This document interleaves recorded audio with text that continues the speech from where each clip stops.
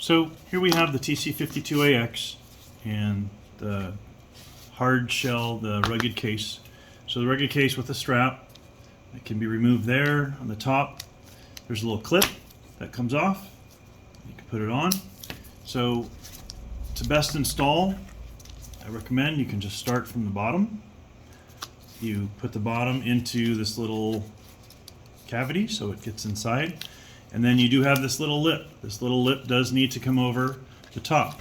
So you can just kind of bend it over so it comes and slides over, and then you push it on.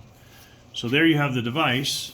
If you ever wanted to just change the battery, you could always just slide it out and put it in. Or you can take the strap off and just take the battery out that way as well. Okay, the buttons are on the side. Put the strap back on.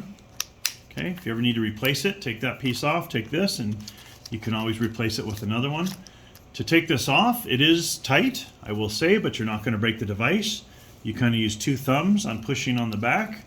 I'm pushing this forward, and it slides off, and I pull it right off the back. Thank you.